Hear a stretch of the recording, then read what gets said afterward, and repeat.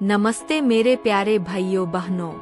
आज हम बात करते हैं law of attraction. Law of attraction एक ऐसी विधि है जिसकी मदद से हम अपने हर उन इच्छाओं को पूरा कर सके हैं जो हमें चाहिए। आज हम बात करते हैं दूसरी विधि के बारे में जिसको हम मैनिफेस्ट करके अर्थात जिसको हम करके अपनी इच्छाओं को पूरा कर सकते हैं। विधि नंबर 2, कर्म करना। इस विधि में नंबर 1 पर है, आप जो जीवन चाहते हैं उसके लिए एक विजन बोर्ड बनाइए। आप जो चाहते हैं उसके लिए मैगजीन से कटे हुए शब्दों और चित्रों, छपी हुई तस्वीरों या फोटोज से एक कोलाज बनाइए।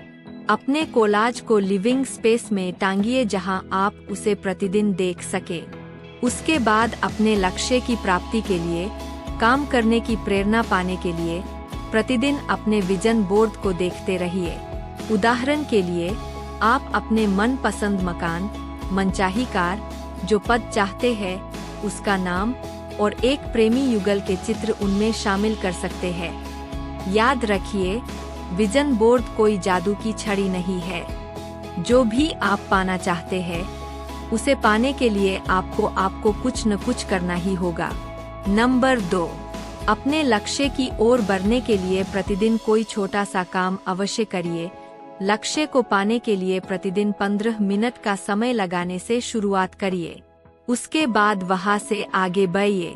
अपनी प्रगति का हिसाब रखने के लिए उन छोटे छोटे कदमों की सूची बनाइए जो आपको लक्ष्य की दिशा में लेने हो। फिर जैसे जैसे आप उन्हें लेते जाए उन पर निशान लगाते जाइए। ये छोटे कर्म आपको बड़े परिणाम पाने में सहायता करेंगे। नंबर 3, अपने लक्ष्यों की प्राप्ति के लिए आप जो करेंगे उसकी जिम्मेदारी लीजिए। अपने लिए अपेक्षाएं तय करिए और जब आप उन तक न पहुंच पाए तब यह सच स्वीकार कर लीजिए।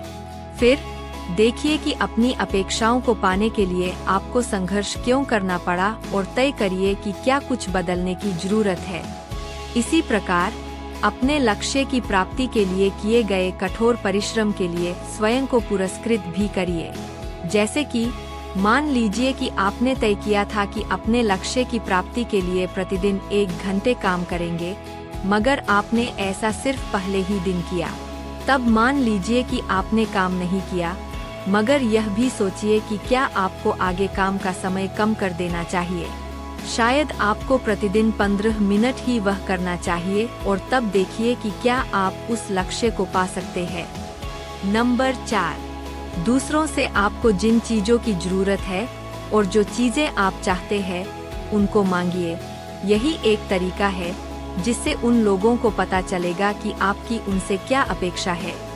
आपके मन की बात तो कोई जान नहीं सकता, इसलिए आपको लोगों को बताना पड़ेगा कि आप क्या सोच रहे हैं। आपको अपनी जरूरतों और इच्छाओं के बारे में साफ साफ और ईमानदारी से बता देना चाहिए और तभी शायद आपको वह सब मिलेगा। मान लीजिए कि आप किसी दोस्त के साथ घूमना फिरना चाहते हैं, तब यह कहने की जगह काश इस वीकेंड के लिए मेरे कुछ प्लान्स होते, ऐसा कहिए, सुनो, शुक्रवार की शाम को मेरे साथ फिल्म देखने चलोगी। अगर आप चाहते हो कि आपका रूममेट घर के कामों में और मदद करे, तब यह मत कहिए कि काश यह जगह और साफ रहती। इसकी जगह कहिए, क्या अपने गंदे कपड़े हैम्पर में और अपना सामान कॉमन एरिया से बाहर रखोगे। नंबर 5, स्वयं को कर्म करने के लिए प्रेरित करने हेतु पॉजिटिव सेल्फ टॉक का इस्तेमाल करिए।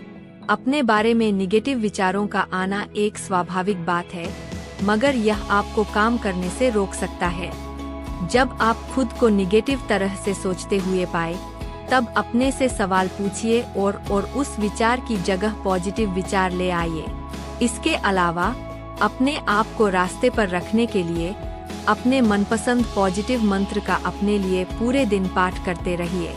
मान लीजिए कि आप अपने को यह सोचते हुए पाते हैं, मैं कभी भी बढ़िया सार्वजनिक भाषण नहीं दे पाऊंगा। इस विचार का विरोध यह कहकर करिए कि सभी लोग कभी न कभी तो शुरुआत करते ही है और अभ्यास से सुधार हो सकता है। फिर खुद को बताइए, हर बार सार्वजनिक भाषण के बाद मैं सुधर ही रहा हूँ।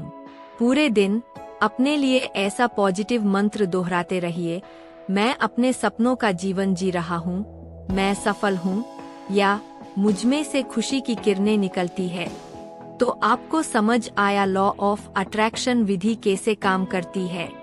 लॉ ऑफ अट्रैक्शन की तीसरी विधि को इस ही वीडियो में बताना मुश्किल है, इसलिए हम लॉ ऑफ अट्रैक्शन की तीसरी विधि को अपने आगे के वीडियो में बताएंगे कि कैसे लॉ ऑफ अट्रैक्शन विधि को हम अपने जीवन में लाकर अपनी उन इच्छाओं को पूरा कर सकते हैं जो हम चाहते हैं। आशा करती हूँ आपको हमारी ये जानकारी अच्छी लगी।